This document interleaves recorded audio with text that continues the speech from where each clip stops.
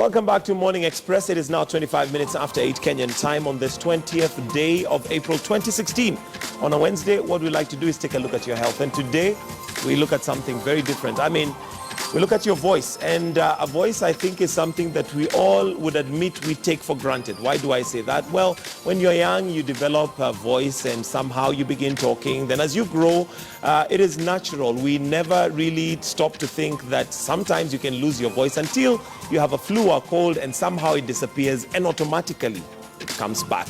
But have you ever sat down to actually think that once in a while you need to take care of your voice, and not just take care of your voice, but it can also be a source of income once you become a singer, or like myself, I'm sure if I wasn't able to communicate using my voice, I probably would be out of a job. So anyway, that's what we're going to be talking about this morning. And remember, we'll be opening up the phone lines in case you've had challenges with your voice. Well, we'll give you an opportunity to talk to our panelists this morning. And let me go straight to introducing them.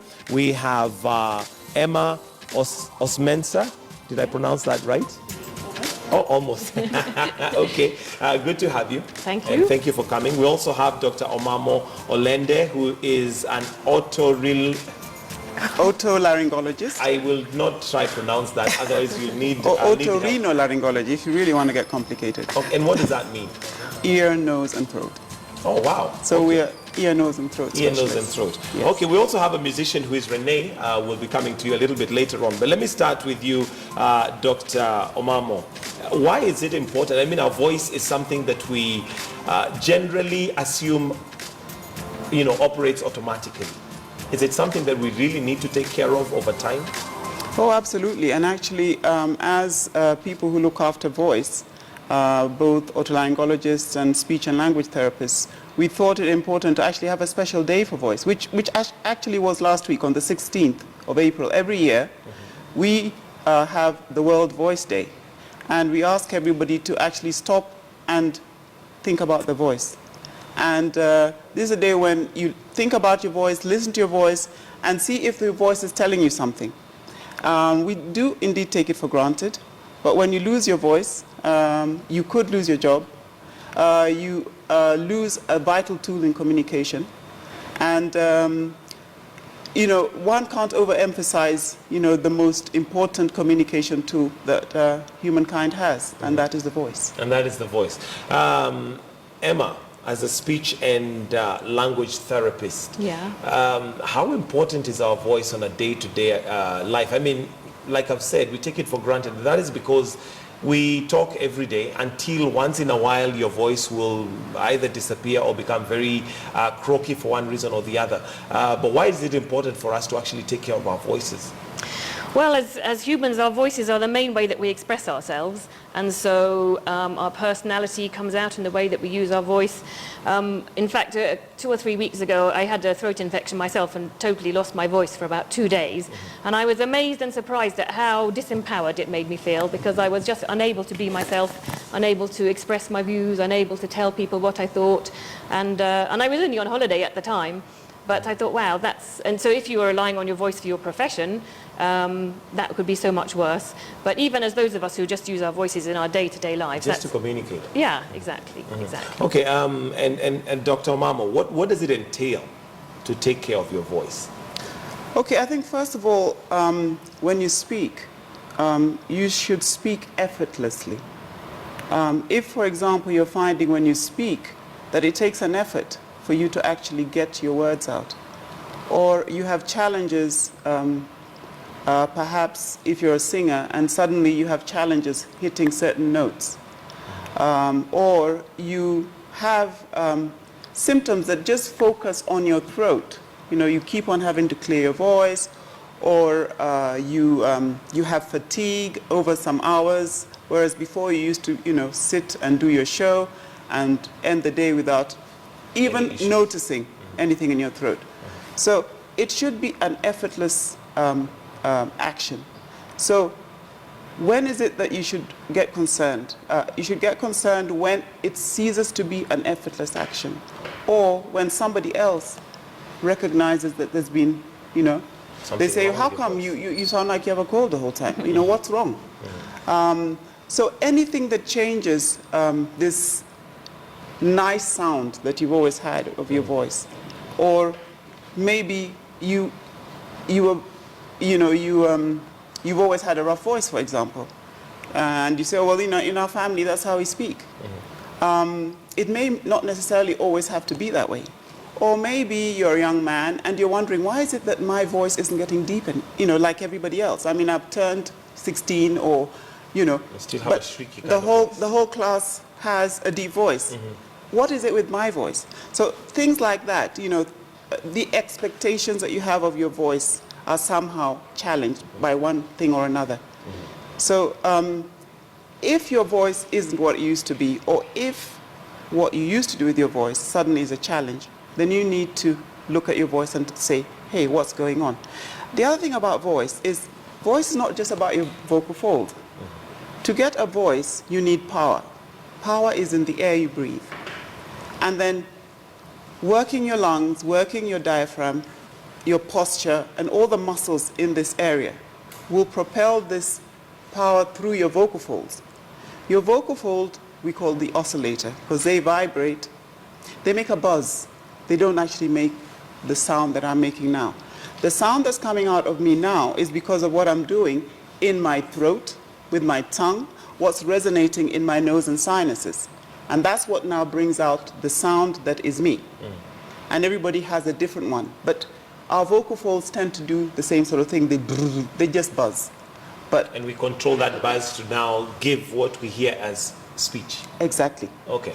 Having said that, your brain also is part and parcel of the whole thing. So you have to think about your voice. You have to hear your voice. So your ears play a big part in your voice as well. Okay. So many things to think about. So when it goes wrong, it's not always just your vocal folds. It could be something in your lungs, in your thorax. It could be your posture. It could be your emotions. So voice is very complex. Wow. And it's Sounds telling very it's, complex, and Indeed. yet we think it's very simple. Indeed, and it's telling you a whole lot of things about what's going on in you. Okay, we'll come back to you on what possibly your voice might be saying depending on the different variations that it has. But let me come to Emma. And when it comes to speech and language, there's some of us who really struggle with certain languages, for example, or even just articulating things in the right way. Is this down to voice? Is it down to upbringing? Is it down? I've had people say that they have a heavy tongue. I'm not quite sure. I've never heard that expression, a heavy tongue. But so voice, as Dr. Marmo has described, is actually only one part of speech. So the rest of it comes from the brain. You have to decide what you're going to say. Then you have to program. You have to choose your words, put them in the right order, and then you have to tell your muscles of your throat and mouth how to make those sounds. So it's actually a very complex process, and at any point in that process there can be problems. So one can have neurological problems or anatomical problems or acquired problems. So that's part of our role, is to help Identify. identify and assess what the issue is, and then work out the best way to address it. Okay. Dr. coming back to you, what are the different things that your voices could be telling you about you? Because now you've explained that our voice is not just what we're hearing, but it's a combination of several things that are happening from your brain to your throat to the buzz, and depending on whether it's croaky, whether it's gone, what would your voice be telling you? Okay. Health-wise. Health-wise, well, the most common reason for us to have a hoarse voice is a cold or a laryngitis. So, if you have a hoarse voice when you have a cold, usually you don't need to worry too much about it. Within 2 weeks, your cold is over, your voice is back. However, if you find that, you've had a singing commitment, over Christmas, for example, which happens, and you do a lot of choir practice and so on and so forth, and you get a cold and then you get a hoarse voice. And then after Christmas, you have a hoarse voice. But in January, you still have a hoarse voice. In February, you still have a hoarse voice. It should have recovered. So what we're trying to say to everybody is that, look, every now and again, you will have a hoarse voice, but it should clear. If it doesn't clear within 2 weeks, you need to see your doctor, if possible, an otolaryngologist, so that they can have a look down into your throat and see if there's anything in your voice box that could be causing you to be hoarse. Okay. But as I said, it can also be things from your brain to your chest, and so on and so And that forth. needs to be checked. Exactly. Okay. We'll come to Renee, who is a musician, a singer, and possibly I can see there's a contraption there. There's a machine there which looks very scary, but I'm sure it's probably not as scary as it looks, and you'll explain to us what that is. But let me come to you, Emma, and in regards to speech and language. First of all, what is a speech and a language therapist? What's the main thing that you do? Speech and language therapists actually work in different places. So we have some in hospitals, some in schools, some in special schools, some in clinics. So we will be referred people who have difficulties talking or understanding, which could be for a range of reasons. And then our role is to get to know them a little bit, find out what the issues are, and then and try to help. Okay. And what are some of those issues that would cause a challenge to somebody if they're not able to talk? Are they health related, or are they psychological? You have children who have delayed speech, for example. Yes, exactly. So children with delayed speech. So that would be because so children with purely delayed speech will just be a bit behind their peers, and with a bit of therapy and input will soon be able to catch up. Sometimes you have children with disordered speech, which may be due to something a bit more complex in the development of the brain, and so they may need more specific help in collaborating with the school and their teachers as well, and their parents. Obviously, for instance, children with Down syndrome and other such conditions that will affect their communication, autism. There's a whole range of conditions in childhood which might affect speech, hearing loss, obviously, as well. Okay. And then other conditions that we deal with are stammering, which obviously you can address in childhood, but also as an adult as well. And then as also what are called acquired conditions. So that might be a medical condition like a stroke or a head injury or surgery or various a brain tumor or something like that. So we would deal with that as well. What is the main cause of stammering? Is it the brain, or is it to do with your vocal cords? Well, do you know, it's amazing. It's been studied extensively down the decades, even down the centuries, and nobody actually knows. There's no conclusive evidence to say it's because of this. So generally speaking, there are various contributory factors. So it could be due to a number of things, and oftentimes one person may have several of those factors in their life. Generally, what are some of those factors? Well, there may be a genetic predisposition, so you do tend to get it running in families, but it's difficult to know whether that's purely genetic or whether it's to do with the upbringing, the whole nature-nurture thing. Sometimes there probably is some kind of physical, physiological discoordination between the brain and the muscles as well. And then also another big factor is psychological stress. So especially young children who feel under a lot of pressure to talk and to perform,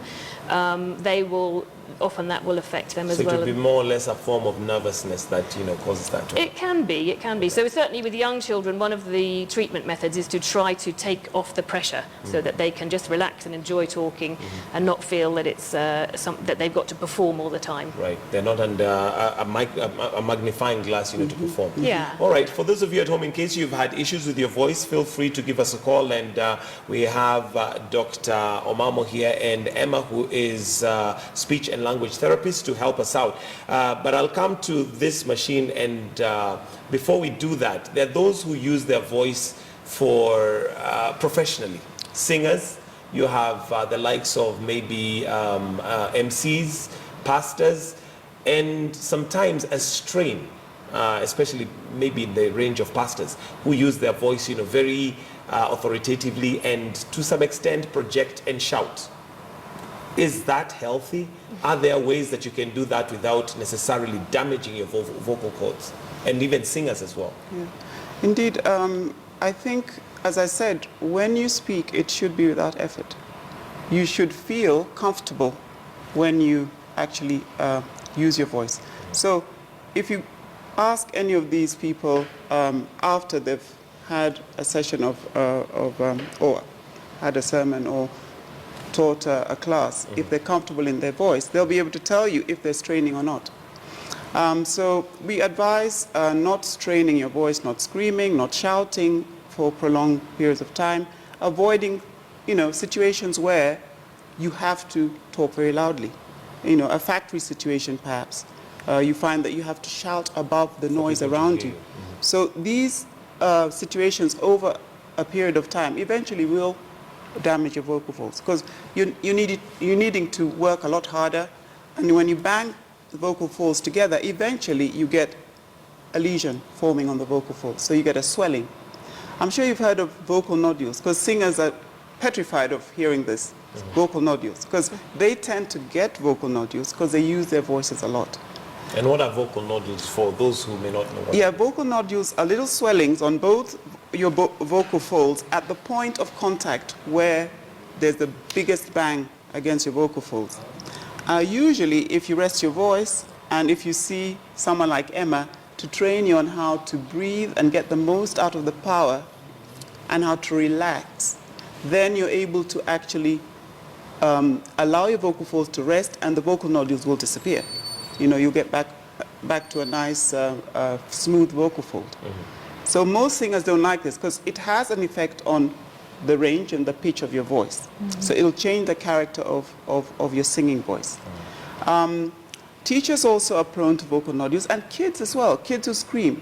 We call them screamers nodules when it's on kids. So, of course, I think Emma can comment about dealing with kids who have screamers nodules, because how do you tell a child not to scream? I mean, and it comes so naturally sometimes when they're playing. Yes. Yeah, so how does one deal with that? Well, it's really encouraging them to use their voice in a more healthy way. So you can't necessarily stop them from screaming, but perhaps you can show them how to scream more safely, so that they're... Does that mean you scream along with them, or how does one scream safely? I mean, a scream is literally, it's almost an emotional Spontaneously. sound, and it's very spontaneous. Yeah, it is spontaneous, that's true, and you can't really do anything about that. But for instance, if you're using a kind of rough quality like ah, that's going to be much more damaging to your vocal folds than if you're using a smooth ah kind of quality. So you can show them that, and they can understand the difference between rough and smooth and things like that. Okay. Yeah. What about for those professions that require your voice? What is the best way to ensure that you project without necessarily injuring your vocal cords? I think plenty of water. Drink plenty of warm water's good. This is just room temperature water. So sipping water throughout the day, keeping the vocal tract hydrated. Not too much caffeine, because that tends to dehydrate you and also irritates the membranes of the vocal tract. And then making sure that generally performers are often taught just to breathe from their diaphragm when they're using their voices. So the effort is coming from lower down in your chest. The diaphragm muscle is across the bottom of the rib cage. So you're using that muscle to breathe in and out while you're speaking, rather than muscles up here. So if you're using too much effort up here, it tends to tighten everything up, including the throat itself. And when you're using voice, what you really want is an open throat, because then you get more amplification of the sound and you don't have to use so much effort. So the aim really is for the vocal mechanism to be effortless, that you're using minimum effort for maximum output. Okay. Now, I don't know if it's myth or fact, there's certain concoctions that we come up with that apparently, especially for those who use their voice a lot, that apparently are good for your voice. And I think one of those would be lemon and ginger in warm water. Is that necessarily true?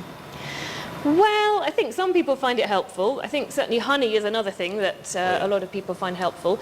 I think anything that's helpful, if it helps you in the short term, that's good, but if the problem persists, it is important to get it checked out by a professional. Okay. Yeah. Mike, something else I wanted to mention, Emma, warming up. Because a lot of us don't think that if you're going to make a speech, that you need to warm up your vocal folds. You need to actually warm up, you need to loosen up your whole body, you need to do trills. Emma's been teaching me some of these trills, tongue trills, lip trills, and just generally, loosening up things. And that helps to get like mucus that's, in your nose and sinuses flowing and getting it out of the system, so that now, your voice is ready to go. I mean, you are a vocal athlete. By virtue of your profession. Right. So every athlete knows you have to warm up, you have to loosen up. Otherwise, you know, you can get an injury. Okay, I want us to come to that machine, but what are some of those warming up exercises? Now that you've brought it up, Yes. I'll probably practice it tomorrow and see whether we'll have a better voice tomorrow on the show. I think the singer can tell you how she warms up. Yeah, maybe she can tell us how you warm up, Renee. Well, some of the trills, I'm a bit numb because I've put some numbing spray in my mouth, but some of the, I can give a demonstration. You go like this. So Now, I that can kind of guarantee if my makes children you- had me doing that, they would think there's something wrong. But how does that help? It actually does relax this area, and it almost like warms it up. You can feel like this very comforting vibration, which is really nice. And then of course doing the sounds, that sort of thing. It just gets you to relax a bit more.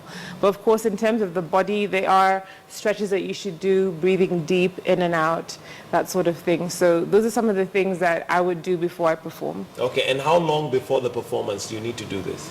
Well, 30 minutes, 5 minutes before you go on stage is pretty good. In terms of drinking water, because it's really from the inside in, you should start from the day before. And another thing that I also do is just keep quiet, not talking at all before you go on stage. So just an That hour, relaxes 2 hours your- before, yes. The whole So system. All right, maybe let's go through what this actually does and yeah, put it to test. Yes, Mike, this is what is called a video laryngoscope monitor. If you allow me to go around this side. Yeah, sure. Normally what we'll do is we'll have a patient spray the throat, which I've already done for Renee. And might what need spray some do you use? What is it? Just It is actually a local anesthetic spray. That is just lignocaine throat spray. And that numbs the patient up, and hopefully, and I hope this will work on Renee, the patient won't gag, because you know you have a natural gag reflex, and if you put your tongue behind, your finger behind your tongue, you'll throw up. Yes. So the spray is to help you not to do that, Not to throw up. not to throw up. Do we need a bucket just in case it doesn't work? Well, Renee is asking for a bit more spray.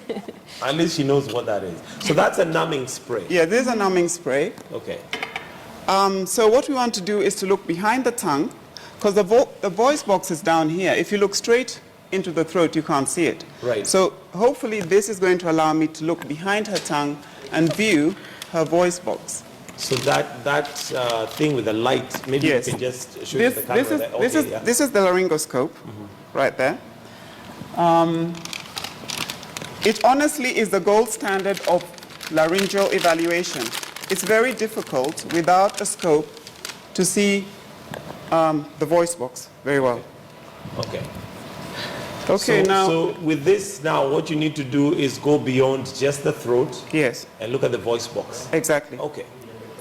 So, Renee, I'd like you to put your tongue out. All right. I hope that you'll be able to get a view. What we normally do is try and get the patient to say E. Excellent. So you see, there is a vocal fold. Now, I'd like you, Renee, sorry, I need to see the larynx again. If you can say E. Oh, there you We'll have another go. Where's the bucket? Okay. All right. We'll need to So- take that again. Okay. Can you E? Can you just I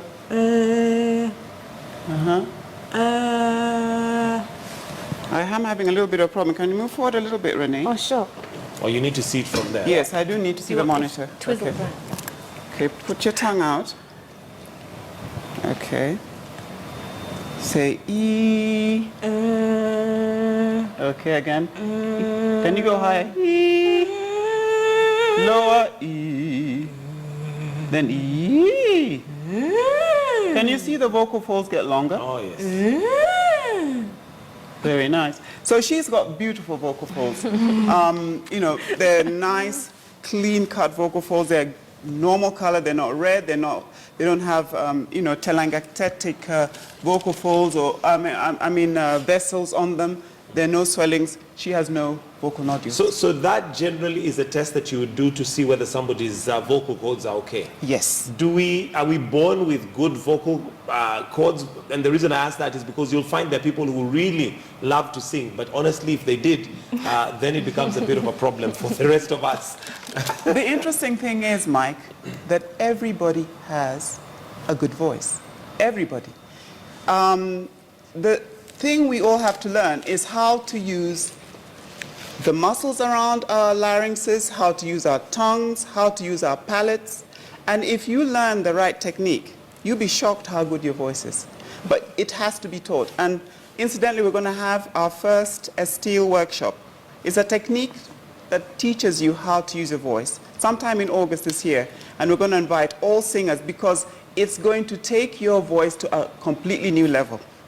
Because you're going to learn to use your God-given larynx to the best possible level. So what you're saying is that all of us do actually have a good Everybody voice. has a good voice. Depending on how you use it and knowing the range. Absolutely. Now, when I took this Estelle workshop earlier last year, I was amazed at my voice. I don't consider myself a singer. But believe you me, by the time I'd finished singing, you know, Summertime, there were tears in the crowd. I mean, that is how good Maybe my it's the voice lyrics. is. Maybe it was the lyrics that were. So, Okay. I'd like us to take a call from Ochieng in, I think it's in Kisumu. Ochieng, good morning. Oh, sorry, in Kisii. From Kisii. Yes, good morning, Ochieng. Good morning, sir. Yes, go right ahead. My name is Yafumaro Ochieng, Okay. and I was about Kiswahili sababu naona vizuri wapo. Okay, lakini ongeza sauti kidogo ili tuweze Nataka kuongea kuhusu Kiswahili. Okay. Nataka niweze kwa hiyo mashine ambayo ninaona hapa. Hiyo mashine wakati wa vipimo. Wakati Inakutafutia sauti yako ama ni sauti ambayo yenye umeuko naye ama ni sauti inakusumbua kuongea. Sorry, hebu rudia swali tena ili nikupate. Nakuuliza. Hiyo mashine. Inakutafutia sauti yenye shika ya roho ama ni sauti yenye kutaliwa naye. Okay. Sawa. Nafikiri nimepata kidogo. I hope I got the question, but I think he's asking, does the machine actually help just detect the voice that you already have, or does it improve? okay. The machine helps. Sorry, let me take a call from Rosemary, then you can Okay. answer both of them together. Rosemary and Roysambu, good morning. Good morning. Yes, Rosemary. Yes, go ahead, Rosemary. I have a question. Yes. Good morning. We can I have a question. Yes. There's this notion that people say that when a child eats an egg, they fail to speak or it delays their speech. Is it how true is it? Is Okay. there certain food that when you eat delays a child to speak? All right. Thank you, Rosemary. Then another thing is when people say people have different voices, you can speak alto or soprano. How does that happen? Okay. All right. Thank you very much, Rosemary. Let me start with Ochieng's question on the machine. Whether it actually just detects the voice that you already have, or is it one that improves your voice or changes your voice? Yes. This simply looks at the voice box. So it looks at the voice box to see if the vocal folds are moving normally, to detect if there are any swellings or if there's any abnormality in the larynx. So it doesn't cure you, it's a diagnostic tool. It's a diagnostic. Yeah. Okay. Coming to Rosemary, and I'll ask this to you, Emma. Eating eggs for children, does that delay speech? Or are there certain foods that possibly would delay speech? I've never heard of any, and certainly not eggs as far as I'm aware. Okay. All right. And there was also the question on alto and soprano. How is one able to sing those two different scales of? Yes. Well, as I said, everybody has a good voice. So with practice, it is possible to sing very high and also to sing very low.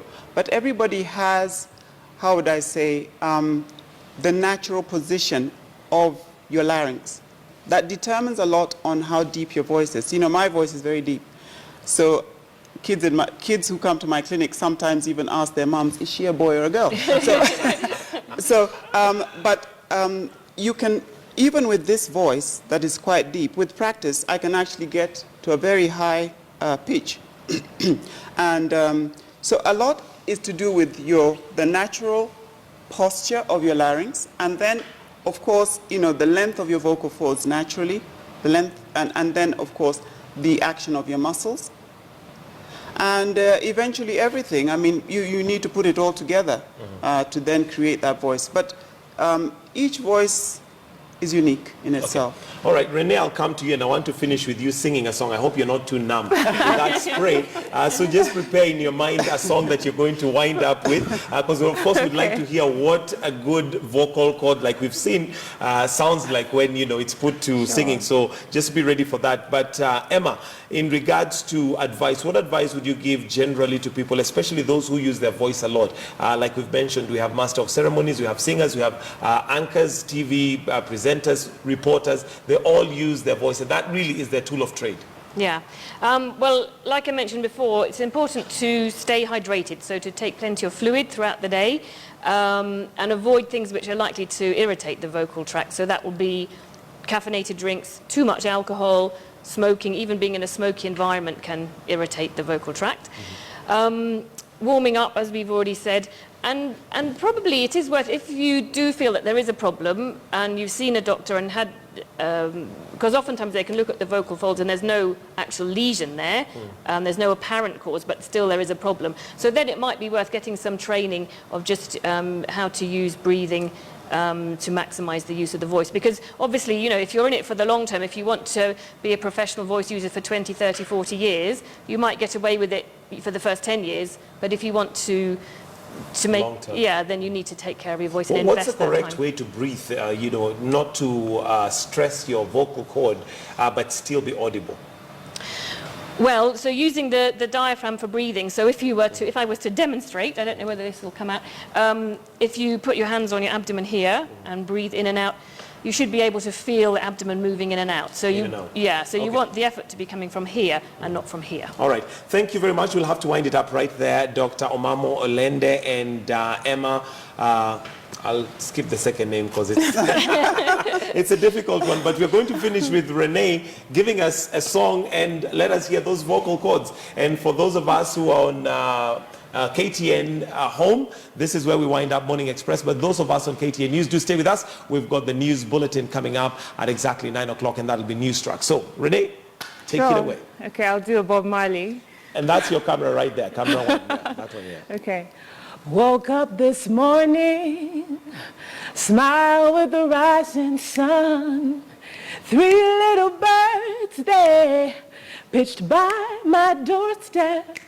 The numbness, feeling sweet songs, a melody pure and true, saying, this is my message to you. Baby, don't worry about a thing. No, no, no, no, 'cause every little thing's gonna be all right, yeah. Baby, don't worry about a thing. No, no, no, no, no, 'cause every little thing's gonna be all right. There you go. That's how it sounds when it's done. I wonder how it sounds when it's not done.